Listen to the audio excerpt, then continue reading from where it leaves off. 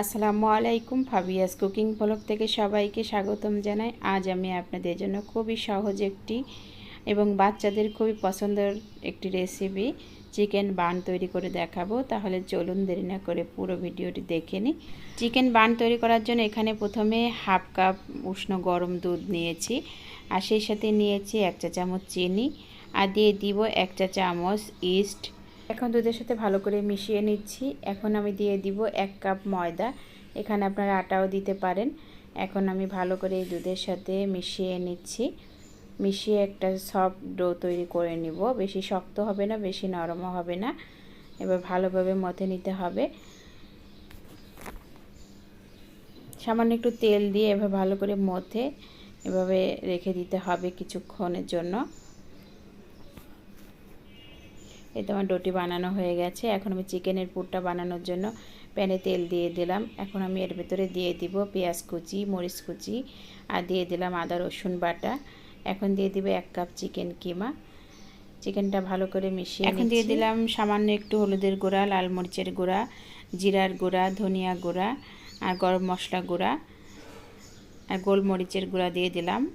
স্বাদ মতো লবণও দিয়েছি। এখানে সয়া সস দিয়ে দিলাম 1 চা চামচ, টমেটো সস 1 চা চামচ দিয়ে ভালো করে এই চিকেনের পুরটা আমি রান্না করে নিব।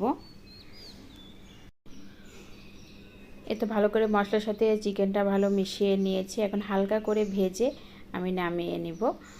এখানে আমি আগে থেকে যে ডোটা তৈরি করে রেখেছিলাম এটা আর একটু ভালো করে মথে নিচ্ছি।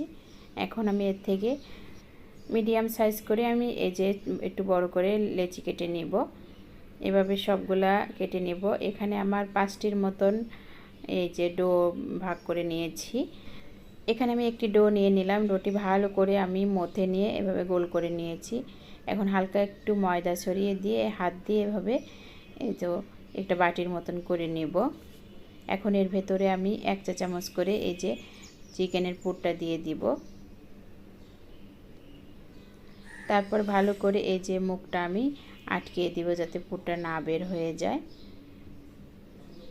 এভাবে ভালো করে মুখটা আটকিয়ে হাত দিয়ে গোল করে শেপ করে নিতে হবে।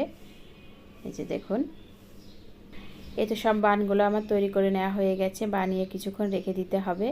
আর এখানে কড়াইতে আমি পরিমাণ মতো তেল দিয়ে দিলাম। তেলটা হালকা গরম অবস্থায় এই বান সবগুলো ভেজে নিতে হবে।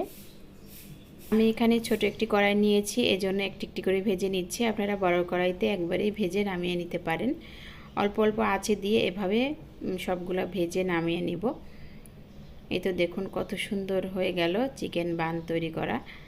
এভাবে আপনারা খুব সহজেই বিকালের নাস্তায়, বাচ্চাদের তো খুবই পছন্দের একটি নাস্তা, এভাবে আপনারা খুব সহজেই চিকেন বান তৈরি করে নিতে পারেন ঘরেই। আর বাচ্চারা যেহেতু অনেক পছন্দ করে, আপনারা বাচ্চাদের জন্য তৈরি করে দিতে পারেন ঝটপট করে। আশা করি রেসিপিটি ভালো লেগেছে। ভিডিওটি দেখার জন্য সবাইকে অসংখ্য অসংখ্য ধন্যবাদ। আল্লাহ হাফেজ।